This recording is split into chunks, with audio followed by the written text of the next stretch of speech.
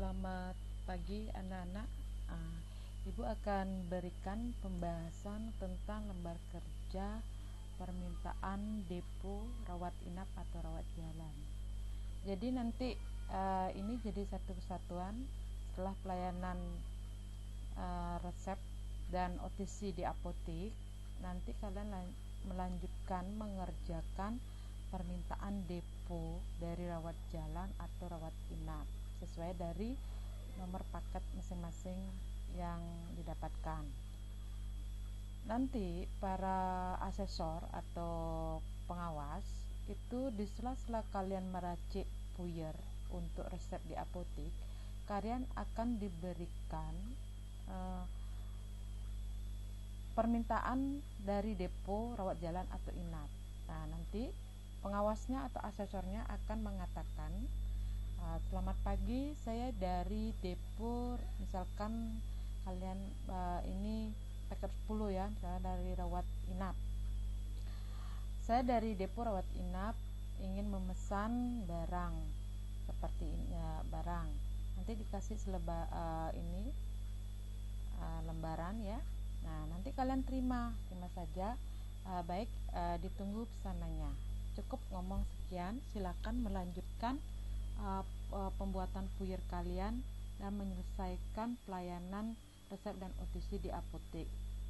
Nah, itu sampai pengarsipan resep ya, sampai kalau di lembar kerja itu sampai halaman 9. Nah, setelah kalian selesai pelayanan di resep dan OTC di apotek, kalian melanjutkan mengerjakan permintaan dari depo ya. Tadi selebaran yang diberikan oleh asesor atau pengawas itu kalian tempel ya di lembar kerjanya seperti ini. Kemudian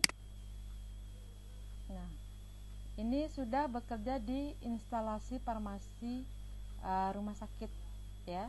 Jadi bukan apotek lagi. Jadi instalasi farmasi rumah sakit ya, simulasi farmasi Saraswati Pharma. Ya. Nah, ini paket 10 yaitu dari rawat jalan kata ya. Nah, kemudian kalian salin usulan permintaan barang. Nah, kalau rawat jalan ya ranapnya dicoret ya. Nah, itu disalin dari lembaran yang kalian tempel di atas ini. Yaitu yang di sini satu handscone nomor 6,5 sebanyak 1 buah, Plagistatin ovula 1 box, kemudian salep 24. Sek ini adalah liat di Fornas sebanyak 30 gram 1 pot ya. Nah, di sini penerimanya adalah kalian sendiri, siswa itu sebagai asesi ya. Nah, itu nanti ditulis pada waktu kalian mengerjakan ya, tanggal berapa, kemudian di tanda tangan nama kalian. Kemudian di sini adalah stempel instalasi farmasi rumah sakit ya. Jangan sampai salah. Jangan menggunakan stempel apotek, tapi gunakanlah stempel instalasi farmasi rumah sakit. Nah, setelah kalian tanda tangan dan stempel, kalian ke asesor atau ke pengawasnya. Selamat pagi, Bapak atau Ibu tadi memesan handscone nomor 6,5 sebanyak 1 buah, Plagistatin ovula 1 box, salep 24 ya, 1 pot. Saya mohon minta tanda tangannya. Jadi kalian minta tanda tangan bagi yang pemesan, yaitu di sini adalah asesornya ya, tanda tangan sama asesor atau guru pengawasnya, yaitu tanda tangan dari asesornya. Kemudian di stempel. Nah, stempelnya ini adalah pemesan ini, stempelnya adalah depo. Nah, depo rawat jalan, Rajal itu rawat jalan ya. Nah, kalau dia ranap ya stempelnya depo ranap ya. Nah, di sekolah tersedia stempel depo rawat jalan atau kita singkat Rajal dan rawat inap atau kita singkat dengan ranap. Nah, setelah itu dilanjutkan dengan menulis kartu stok. Nah, ini kalian bisa ambil langsung barangnya ya dengan menggunakan keranjang yang sudah tersedia. Kemudian ambil handscone-nya, lihat di kartu stok. Pada kolom pertama di lembar kerja di kartu stok ini dilihat adalah sisa pada kartu stok yang ada di ini ya, di instalasi ya. Artinya yang ada di rak. yang kalian pertama lihat kartu stok di barangnya itu sisanya lagi berapa, misalkan di sini lagi 2. Jadi kalian nanti di sana ada nama PBM-nya, disalin nama BBM-nya, nomor batch-nya ada, expired date-nya ditulis, kemudian sisanya berapa ya, paraf kalian. Kemudian di bawahnya ini adalah kalian tulis yang kalian mau ambil berapa ya, berapa, 1, berarti sisanya 1 paraf kalian. Begitu juga dengan yang kartu stok kedua, yaitu Plagistatin ovula ya, Plagistatin ovula. Yang kolom pertama ini adalah sisa stok yang ada di kartu stok ya, di kartu stok di barangnya. Misalkan dilihat masih ada sisa 3. Kemudian yang kolom kedua adalah yang kalian ambil berapa ya, 1 ya, berarti sisanya 2 di paraf. Nah, di kartu stok di barang juga dikurangi kartu stoknya ya. Jadi antara yang di kartu stok sama yang kalian salin di sini adalah sama ya. Nah, ini hanya 2 saja, yang lagi 1 kan apa tadi permintaannya ya, yang salap 24 itu buat, jadi tidak ada mengurangi kartu stok ya. Nah, kemudian lanjut, nah kalian membuat ininya ya, jurnalnya. Jadi jurnal membuat salap 24. Nah, kelengkapan ini kalian tulis resep standar salap 24 ada di mana. Nah, di sana kalau ditulis di Pornas, nah ini seknya kan Pornas nih, berarti kalian harus dilihat di Pornas, yaitu Formularium Nasional ya. Jangan lihatnya di FMS karena ini disuruh di Pornas. Jadi sesuai dengan petunjuknya. Kalau FMS ya dilihat di FMS ya. Nah, kalau dia di Pornas, nah ini contohnya nih kan di FMS ditulis salah ya, harusnya Fornas ya, halaman berapa. Misalkan komposisinya isinya adalah asam salisilat, terus anggap di ini udah diambil di Fornas ya, sulfur precipitatum ya, kemudian pasilin plapum F100 NF mengentum.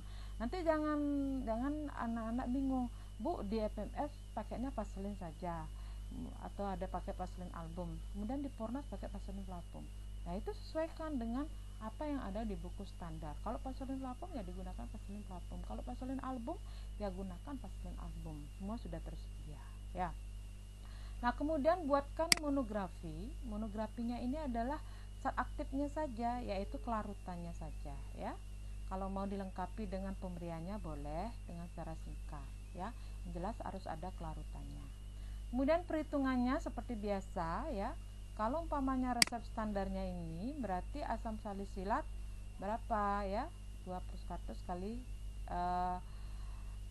kali permintaan, yaitu 30 gram ya, berarti 0,6 gram. Sulfur precipitatum 4/100 130 1,2 gram. Pasilin plapum yaitu 30 ya, 30 dikurangi ini ya, 600 sama 1200 jadinya 28,2 ya.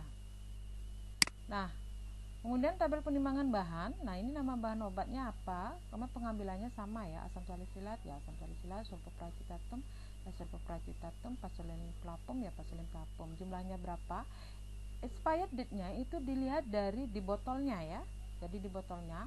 Nah, pada anak-anak nanti mengambil bahan-bahan ini, anak-anak harus mengurangi di kartu stok. Kalau kartu stoknya satuannya gram, itu kalau misalkan anak-anak mengambil asam salisilat 600 mg, berarti anak-anak nanti mengurangi 0,6 gram ya. Jadi diubah satuannya ke gram ya. Nah, ini expired date-nya dilihat daripada di wadah obatnya, bahan obat masing-masing. Golongan obatnya apa?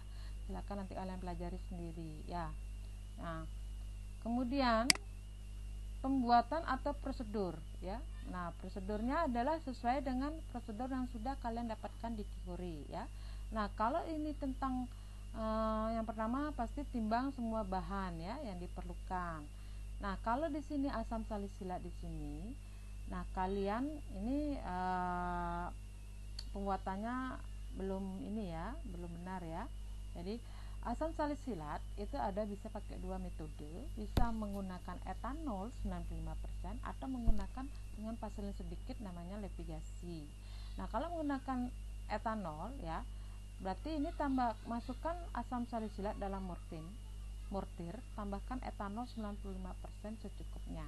Nah, itu kenapa 95%? Dilihat dari monografi kelarutan asam salisilat pada apa? Nah, asam salisilat lihat kelarutannya pada etanol 95% ya. Secukupnya sampai larut, kemudian ditambahkan vaselin secukupnya, gerus.